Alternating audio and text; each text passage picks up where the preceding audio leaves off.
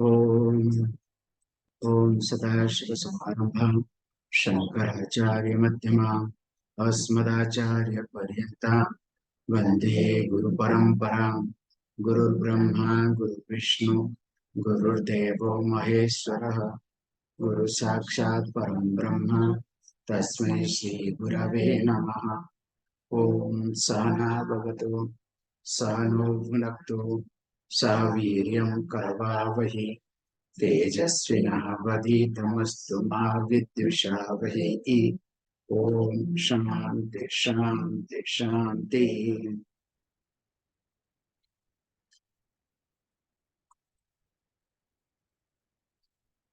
So today we'll look at the summary of 14th chapter.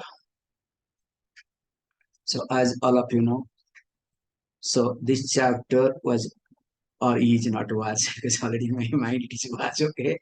So this chapter is named as Gunatraya Vibhaga Yoga.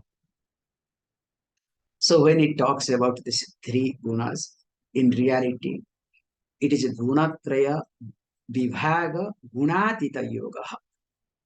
So that means the person while being in this realm of three gunas, or you can say being in this materialistic world, how one can become Gunatita, free from all these prakritis, all the three gunas. So that is in essence of the chapter. So I think I have completed. So now let us stop it. So because when you try to read the chapter name, this is how you have to understand. So why it is called Gunatraya Vibhaga Yoga? In short, nothing. Being in this materialistic world. So what is materialistic world? The Prakriti. What is Prakriti? Three gunas. So being in the realm of this materialistic world, because ahankara belongs to materialistic world that we have discussed, we'll see in details.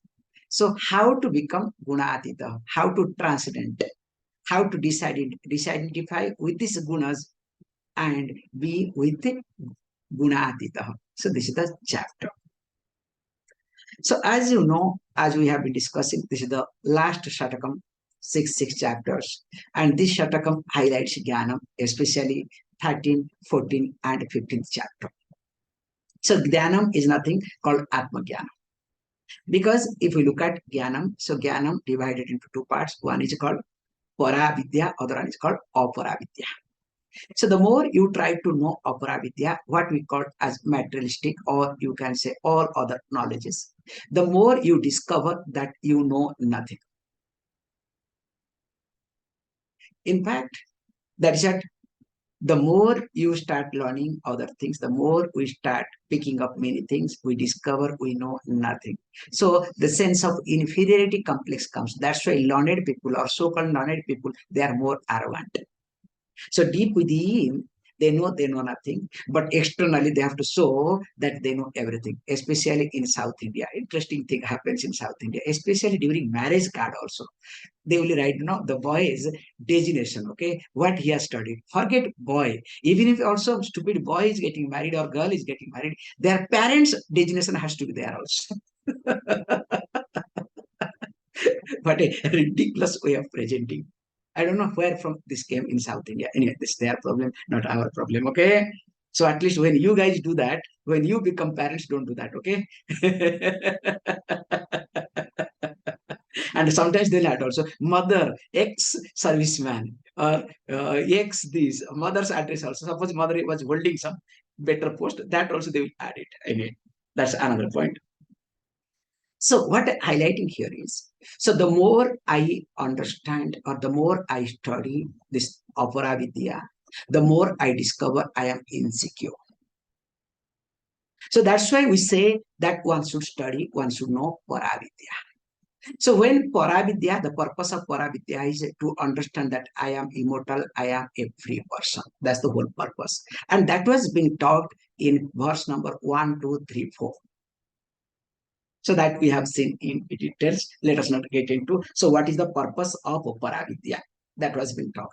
So when you look at this paravidya, so in short, we have been seen in previous chapters. Like in 7th chapter, we discussed that concept was Chetana Tattvam or Chetana Tattvam. This is the two concept we bring it. So one is conscious, other one is inert. Chetana Tattvam, the principle belongs to Chetana consciousness. Other one is called the principle belongs to inert. So Chetana Tattvam or Chetana Tattvam. Sometimes we call it as Para Prakriti or Para Prakriti. That was being taught in 7th chapter. You can recollect. And later on in 13th chapter, we discussed about this same Chetana Tattvam as Purusha. And Achetana Tattvam was called as Prakriti. Because can you see the difference? They are Para Prakriti or Para Prakriti. Here only Prakriti. So you have to understand the context or else it's a big misunderstanding. However, whereas in this chapter, what we looked at is here the Chetana Tattvam was being called as Brahman, Gunatitha, this object we are seeing, that is your Sakshi Purusha, and Achetana Tattvam was being called Maya. So when we say also Kshetra, Kshetrajna, also already we have seen that aspect also true. Kshetra was called Achetana Tattvam, Kshetrajna called Chetana Tattvam. Now, when we look at all these things, these two principles together, put together, means this Chetana and Achetana, Para and Apara, or you can say Brahman plus Maya, put together is called Ishvara. So that is the most important aspect, or else it will be big misunderstanding. So you can say, Ishvara is free from Maya. Ishvara is not free from Maya. Maya is under the hand of, under the control of Ishvara, but Ishvara is not free from Maya. You have to be very careful while using it. However, so when this Ishvara is nothing but Brahman plus Maya, or you can say Para Prakriti and Apara Prakriti, Chetana Tattvam and Achetana Tattvam. So that means I am also that. Why? Because the logic comes what? So whatever is in the cause, that has to be reflected in the effect. This is the logic, okay? So here we bring Nyaya Shastra very carefully. So definitely, so yani, whatever things, karanani something in the karanas, in the karanam, or you can say the cause exists. So that has to be reflected karya vartante iti. So that has to be reflected in the product. There is no choice in it. So we said, if you put mango seed in Odisha, I generally say very nicely, placing the mango, you cannot expect some other thing, okay? It will not happen. So mango means it will come only mango. Very nice way of presenting. So that means what? Me is somebody. Again, I have to look at that mixture of both. What is that mixture of both? In short, we have discussed called Sakshi plus Ahankara. We have discussed in details, okay? So when Ishvara is Brahman plus Maya, so what is I am? So don't say, oh, I am also Brahman plus Maya. Then you become Ishvara. So then some arati has to be done for you, okay? It's not like that. So I am what? I am Sakshi plus Ahankara. So now while discussing this thing, so we discussed when I am Sakshi plus Ahankara. Remember, interestingly, the problem here in my day-to-day life is when I know that I am Sakshi plus Ahankara, either I overuse my Ahankara or underuse. That is the problem. And most of the people, they overuse Ahankara. Because remember, without Ahankara, only Sakshi, there cannot be transaction. So me to alive, me to transact in this world, I need Ahankara. Because only through the Ahankara I can talk, I can transact. But the problem is, while using the Ahankara during transaction time, I become Ahankara Sarvaswaha. So for me, Ahankara is everything. I am the Ahankara. I forget that I am Sakshi. I am using Ahankara for the transaction sake. So, but the Ahankara takes over me in such a way that I am not available to understand. Hey, look, I am just part of Ahankara to transact. And this happens because of association with three gunas. So from verse number 5 to 8, so we saw this guna traya. So how especially you can say ahankara analysis. In fact, this is one of the best chapter to look at one's own ahankara. So from verse number 5 to, let us say, 18, it was completely ahankara analysis. So how the ahankara was being presented in the form of sattva, raja, and tama. So while discussing ahankara analysis, what we did, so it was being presented in 5 categories. So one was called lakshana. Lakshana means definition. So how these three gunas, or you can say three ahankaras. Now let us go with ahankara, okay? So what is the definition of three ahankaras? Rajasic ahankara, sattvic ahankara, or tamasic ahankara. Then after that comes bandhana prakara. So how does it binds? This is the most important aspect to understand. Because whatever guna I may have, whether it is sattva guna or raja guna or tama guna, in reality they binds. So that means I am in bondage, whether I am bound by this iron shackle or silver shackle or gold shackle. Okay. After all, I am bound. But there is a difference because, like, like for example, when you put the golden chain and go around, people look at you a different way. Suppose let us look at a dog. Okay, that's the best example. A dog. I'll come to you people later on. Okay, a dog. So what is the dog? So dog with a lace. What is that lace? With an ordinary lace. Not that much importance. Nowadays, branded lace, you understand? So dogs have got, what a shop, what are the things, business you cannot think of. So branded lace. Whether dog feels proud or not, the fellow who holds the lace, feels proud. But poor dog is bound or not.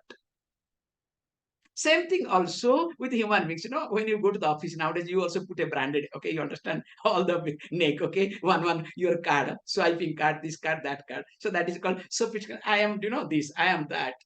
So whether you belong to tamasic, means ordinary level, or middle level, or you are the top in the bus. But remember, you are bound. Don't take it seriously.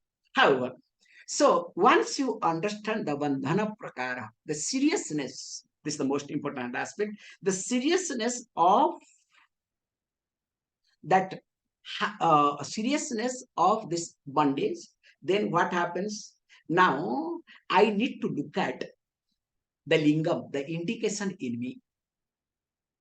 So whether I belong to tamasic category, or I belong to rajasic category, or I belong to sattvic category. Because whichever guna is predominant in me, accordingly my ahankara gets colored. So it is me who reacts especially, not based on the situation, not based on the surroundings. It is based on my guna. So if my tamoguna is predominant, my reaction will be different.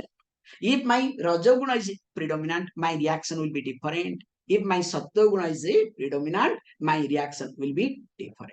So that's why more I am aware of bandhanam, especially seriousness of bondage and complications of it, then I start looking into what? The lakshana, that indications that are in me. That's why we say the first and primary thing for a sadhak is what? Being aware of one's own ahankara. What sort of ahankara I have. Then also after this three comes gati and phalam. So gati means after my death, when this body falls, it's not last life. As long as I am bound or I encourage knowingly or unknowingly these three gunas. So based on the predominance of gunas, I am going to take birth. So again, I have my own samsara. Don't ask me what a complication, okay? So again, that was being discussed in details, many verses. So all these gati were divided into three categories. If you remember, one was urdhagati, other one is madhyamagati, and the last one was called adhogati. So urdhva means going up, so that you become subtler and subtler. So in this manushya loka madhyamagati, so you are in this manushya loka, and on another one was called adhogati, going down, because you become more and more gross, insensible. And after gati also was being talked phalam. So phala means when the person is alive, how the person lives the life. It is not that all these things you do only after death everything will happen. It's not like that. So also when you are alive, when you are living your life, your enjoyment completely depends upon your what? Gunas. Suppose you are a very gross person, nothing you are able to enjoy. Anything and everything is being given. You really don't enjoy. You become fed up of. Nothing is interesting for you. Nothing is exciting for you. That means full of tamas. It's very simple. Nothing excites you. Whatever is being given, what is there? But remember, that also can be presented as sattvic. That is the most dangerous thing. Okay? Because sattvic person enjoys everything without depending upon anything. That is the difference. A sattvic person will be saying this thing, cannot complain. Why and how will be seen when it talks later on.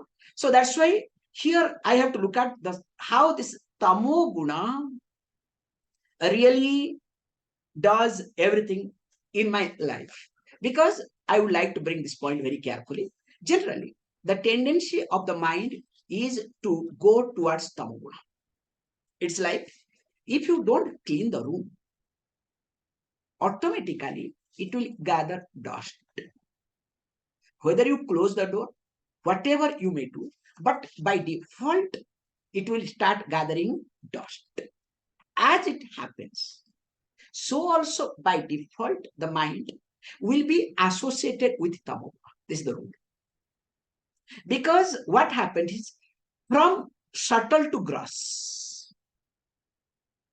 And the grossness, the gross aspect of the material is tamoguna. So that means what? If I don't do anything, mind will become tamas. So that's why I cannot afford to do nothing. I want to relax. Please understand, if you relax, you will get rusted. They say very nicely that iron has no enemy other than resting. Iron has no other enemy other than resting. When the iron is not used, it starts resting. What happens? It gets rusted. The destruction starts. So also human mind.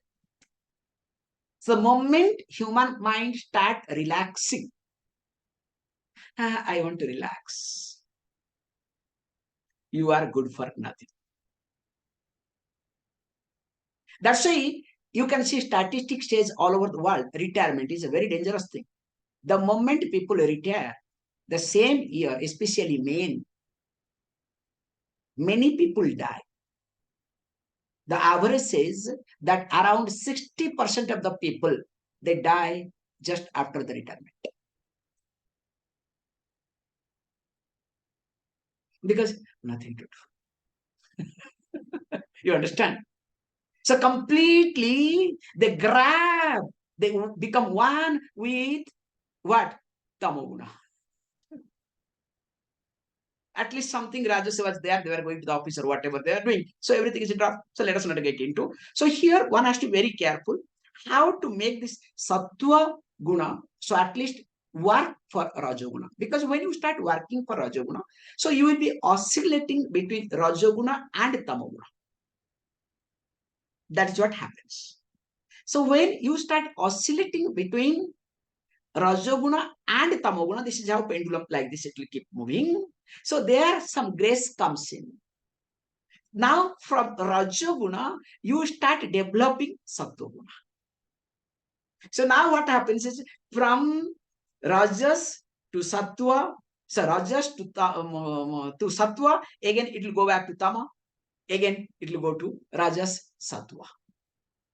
And whole effort is to make sure that I should go to what? I should go to Sattva Guna. That's why verse number 19 and 20 were being highlighted. How to go to Sattva Guna, and after going to Sattva Guna, one has to be what?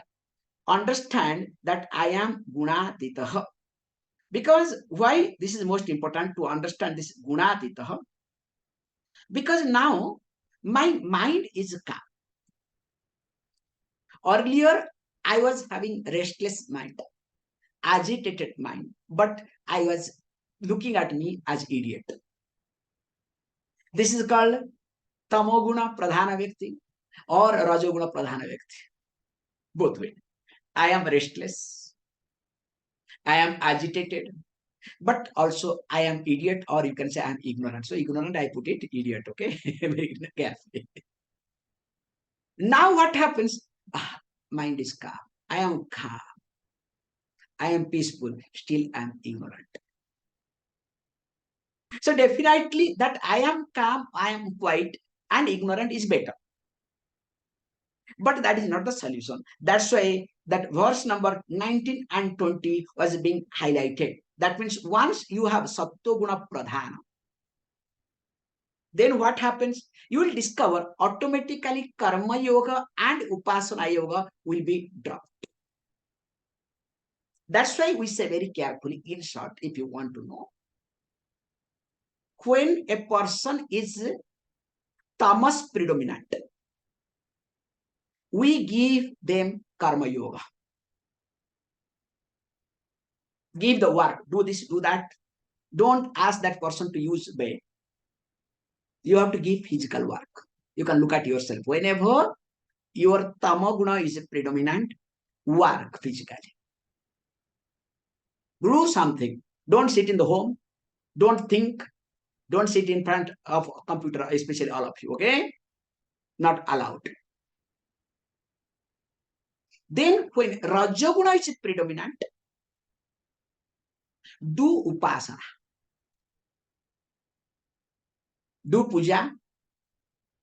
Do japam. And you can do some mental work where you become more systematic. Because what happens when tamoguna is there and you do upasana, what will happen? It will become more tamas. Like when you get up with full tamas and you want to do meditation, what happens? You understand? You sleep and you hit somebody, okay? In front of you somebody, or behind somebody, or side by somebody. Because tamas cannot help you upasana. And even if you do upasana, it is not healthy for you at all. It creates more disturbance because you take everything for granted. So tamas, whenever you are predominant, spend more time physically. You need to be very careful. You can say you should be, if you cannot do physical work much, target-oriented action, you can say. So which will create a trigger in your mind. Create a trigger in your mind. Target-oriented action. Like a person is sleeping, doesn't get up. Suddenly you give a target. Hey, look, somebody is coming. Or you have to go this thing. Or you have to do that. What happens to that person? The moment the target is being fixed from tamas, very quickly, instantly, rajas comes. And there are people, even if you create some target, nothing enters. Then you know better. Let us not talk. Let us waste not time. Okay. So that person is saturated with tamas. Only you can say, God bless you. You understand? Even if God may fail in this case, okay? However, let us not get into too much. So here we say, then Rajas when is predominant, these are the tricks and techniques, remember. So when Rajas is predominant, what I need to do? I need to spend more time in Upasana. Because if I don't do Upasana, many people make mistake. When Rajas is predominant, they become more workaholic. So when they become workaholic, suddenly they will bounce back to tamas. There is no other choice. That's why, especially in Western countries, concept is what? Like, let us work, work, work. So 1 month holiday, let us go for holiday. So holiday means what? Everything forget, relax. Do not embrace tamas. Getting up whenever you want, eating whatever you want, dancing, doing whatever you want. You understand what I'm trying to? Sorry to get into too much. Okay. So which is not right. Because when Rajas is a predominant, God said, don't do much. You need to convert yourself, or you need to spare some time for yourself for upasana. And if you don't do upasana, Satya will not go, Satya will not come. And if Satya Guna doesn't come, you become so stupid, you become intolerable to others. Why and how? When we look at this Gunatita, in fact, that is what when Arjuna asked question. So what was the Arjuna's question? So Arjuna very nicely asked this question was that कैलिंगैः स्त्रीगुणान् एतान् अतीतः भवति प्रभोः किमाचारः कथं चेतान् त्रीन् गुणान् अतिवर्तते. So he put these three things together. So what are the three things he puts it? He put it that I would like to know that what is the or what are the characteristics कैलिंगैः. So for a gunatitah, so what are the characteristics? Kim acharah, so what is his conduct? And finally says that katham ativartate, so that means what are the means, so that I can look into. So when these three things are being taught, if we try to look at the verse number 22 was a very nice point to observe. So when he taught this point, verse number 22 we discussed very carefully. Verse number 22 said what? That how the person is responding to the internal emotion. How the person is subjective to one's own what? Let us say body-mind complex. Because why I am highlighting this point is, please understand, especially when you are attending Vedanta class, supposed to be, you are supposed to go through two types of reactions. Be careful with this statement, okay? When you are attending Vedanta classes, you have to face two types of reaction. So one is called natural reaction. We call that as a primary reaction. Other one is called secondary reaction. So natural reaction to the situation. Suppose something happens, how you react? Let us say you get angry, you get agitated, whatever happens. So that is called primary reaction. Everybody has to go through because you reacted. Then second type of reaction is what? So you now start recognizing and you start reacting to the fact that you have reacted. Oh, I reacted badly. I should not have done that. Oh, no. Now, when you start, this is called second reaction, to react to the fact that I reacted. If you don't go to the second reaction, that means you don't attend class. Okay, it's better not to attend class because you are full of tamas. Nothing is entering. So now that will lead to the depression. Everybody goes through, but here is very subtle. Remember why a person goes through depression. This is one of the best definition of the depression. The depression is that, or depression becomes predominant when secondary reaction becomes predominant than the primary reaction.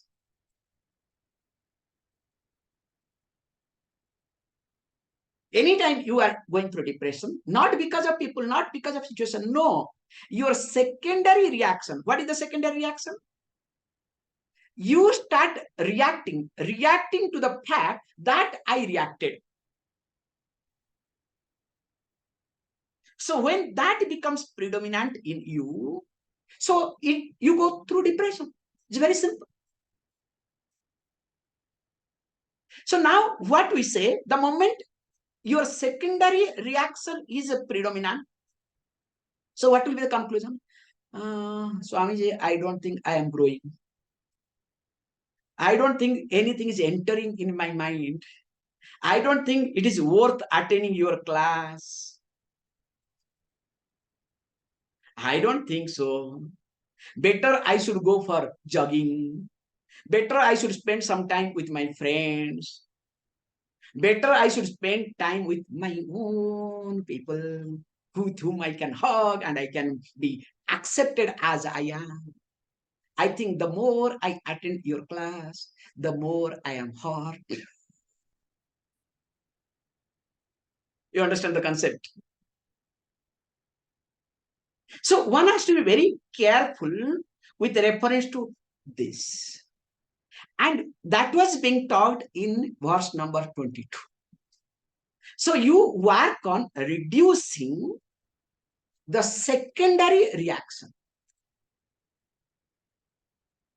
So because when you start working to reduce secondary reaction, then what will happen?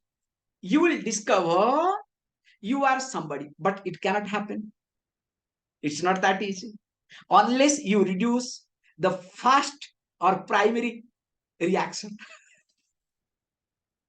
So that's why the primary reaction to be reduced was being talked as what? Verse number 24, 25. That was called acharam. So here we says very carefully that when you look at this primary reaction, you start working. You don't react unnecessarily. Even if something is very uncomfortable for you, even if it is not acceptable to you, you cannot afford to react.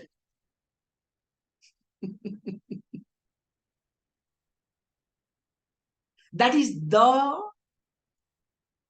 basic qualification to come to Vedanta class. Or else you will be keep attending Vedanta class years, not years, decades together. Nothing will happen. Like, some of them do it very nicely. I noticed, very nicely. In the beginning, when I was, especially in Chennai, because Chennai is the hub of all these things. Okay, you get a lot of, information, news, and whatnot. Okay, so somebody says, Swamiji, you know, and especially these Chennai people, when they travel to overseas, they are most dangerous. Okay,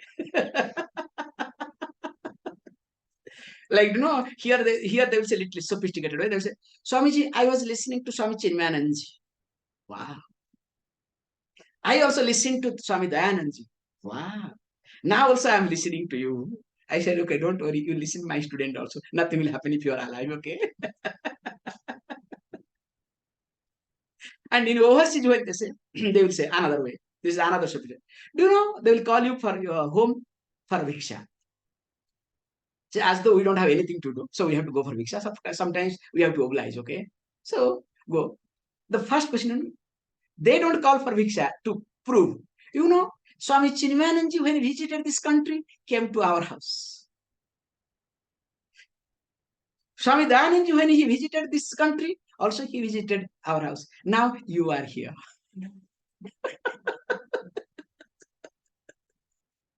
I'm not telling you jokes. After that, what you feel like eating, I cannot forget in one place. Then finally, after talking all these things, that fellow was asking me to eat in a buffet. I just scolded him. I said, this is what you are telling me that Swami Chinmayananji, Dayananji came buffet. Are you a beggar or what? Are you treating me beggar or what? Is this the way of serving? Then that fellow woke up, okay? Because for them it's convenient. Small place, they have called more people, not to feed, not to show off. You understand? I said, if you are calling a Swami from next time onwards, you must make sure buffet should not be there. Make everybody to sit down or whatever facilities you have. Don't make buffet. No, no, Swamiji, for you it is different. I said, for me, what? All others are beggars or what? So, okay, what I am highlighting here is you cannot afford to react. I am communicating through this, okay? Now, when this thing happens, I'll take few more minutes so that I'll complete it.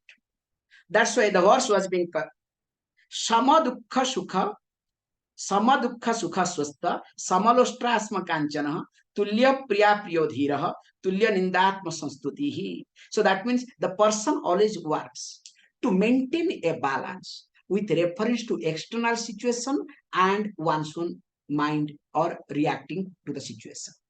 So always constantly monitoring. You cannot afford to react. You cannot function based on your instinct. It is not allowed.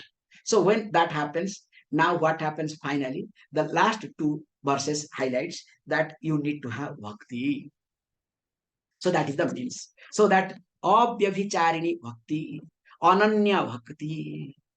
So when you have this bhakti, so what is the bhakti? So bhakti we are being taught in 5 stages. So that becomes called means to understand the jnana. Then only your mind is prepared. So what are they? So one is karma yoga, second one is upasana, third one is shravana, fourth one is manana, and finally nididhyasana. So these 5 things put together is called bhakti. And that bhakti is called ananya bhakti. That bhakti is called avyabhicharini bhakti. Or else you will keep fluctuating, oscillating. So when you have this is how this chapter completes. More of it we'll see. Om Purnamada Purnamidam Purnat Purnam Dachyate Purnasya Purnamadaya Purnameva Vashishyate. Om Shanti Shanti Shanti. Thank you, all of you.